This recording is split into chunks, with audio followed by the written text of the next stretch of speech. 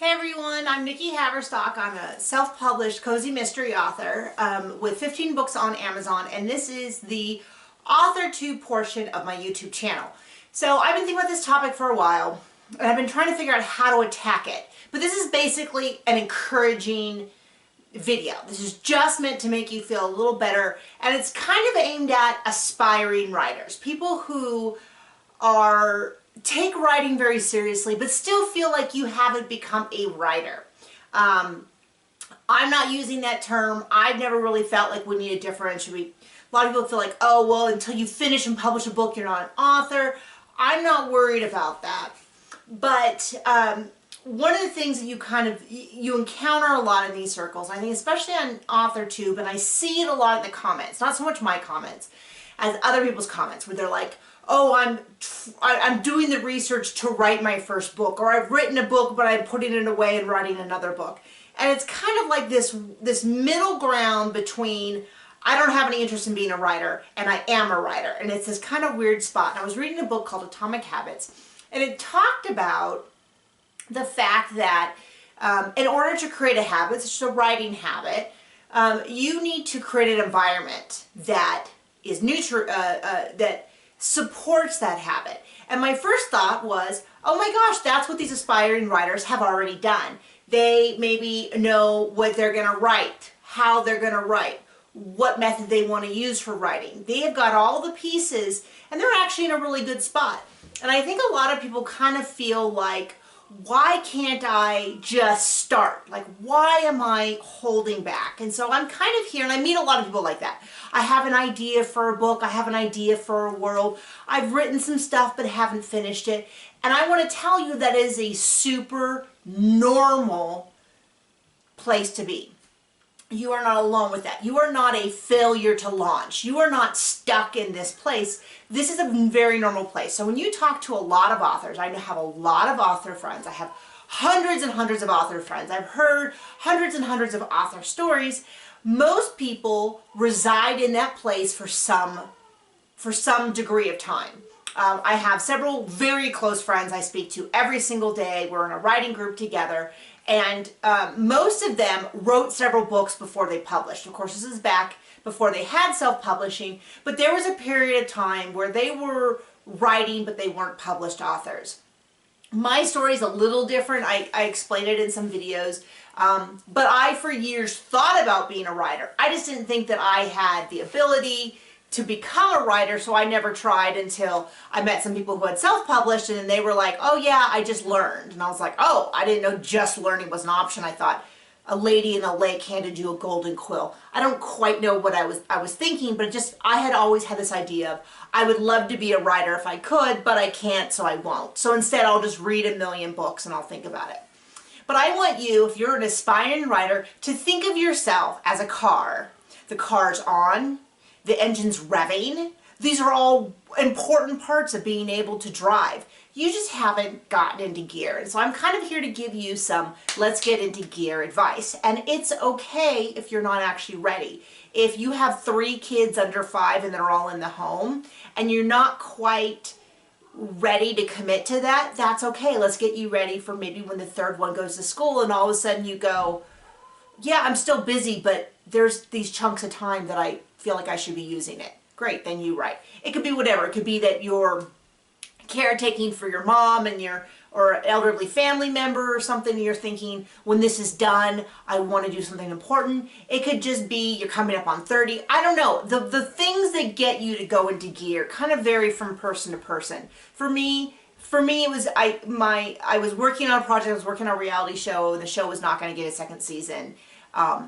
At the exact moment that we had a miscarriage. We've been trying to get pregnant for 6 years, and I really felt like my dream of being a mother was stolen from me, and if I can't have that, I wanted to invest that time with something that was very personal to me. And I got back into archery, and I started writing books. So that was my personal sort of thing that pushed me into it. But yours doesn't have to be that much. But most people, my point is that most professional authors were where you were. So that is not unusual. And in fact, I think you should take that as like I'm on track.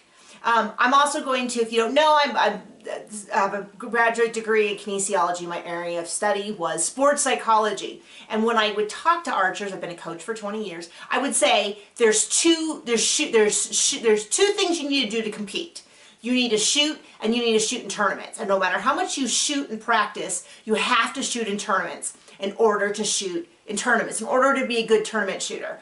I would say the same is true for writing. So there's two kinds of writing. There is just writing, and then there is writing and finishing a book. And the only way to be better at writing and finishing a book is to write and finish a book. So I encourage you to set that as your goal. And I hear a lot of people who get halfway through a book and they go, I just know I did something wrong at the beginning.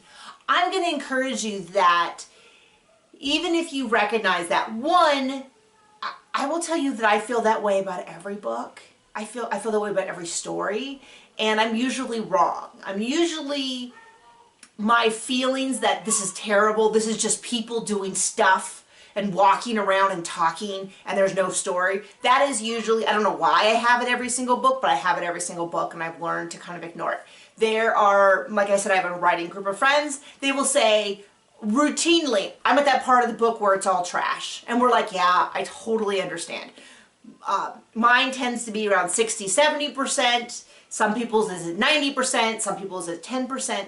That is a normal part. So when you feel that, I'm going to encourage you to just push through it, because there is a huge value to finishing a book. There is something that you can learn about writing a book, starting a book, all of that, that you can only learn by finishing a book and understanding the whole process all the way through. And if you don't trust me, you can trust Neil Gaiman, who says when he gives writing advice to people, he says, write things, finish things. That's his advice. You should be writing. Okay, you're already writing. You need to finish stuff. There's things that you can, you learn more from finishing one bad book than starting 10 great books, I think is my paraphrase of his quote. So you don't believe me, that's fine. You should definitely have skepticism about strangers on the internet giving you advice. You can trust Neil Gaiman if he's your kind of author. And if not, you can, I'm sure you can find other authors.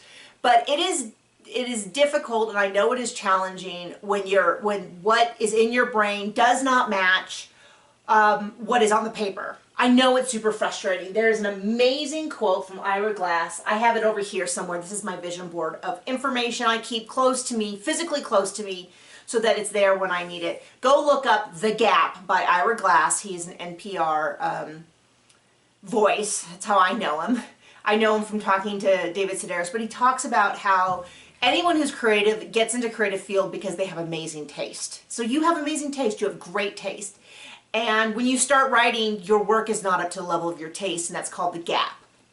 And that is normal. So go read it. I read it every 3 or 4 months to remind myself that the fact that I'm dissatisfied with my work is normal. And it's good.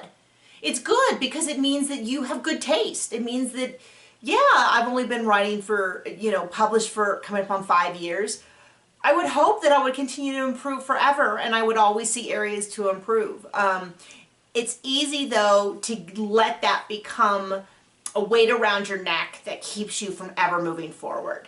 So that is my pep talk. I know it's kind of a little rambly. I wanted to really speak from the heart, and I really wanted to encourage you that if you feel like you're stuck in this aspiring writer, one, I want you to say that is normal. All of my favorite authors, like even authors, go and listen to people talk about writing, and they will identify a period of time where they wanted to write but weren't. And if that's where you are in the same boat as all of them. And you will hear that from people all the time, whether they were older writers like me who was like, what do you mean I can write? Or they were people who majored in English, always intended on being a writer, and then went and worked at a literary agency for a few years, or worked with a family business or something like that. Sorry, I'm going to throw away some hair. Anyway, I hope you're doing okay. Take care of yourself.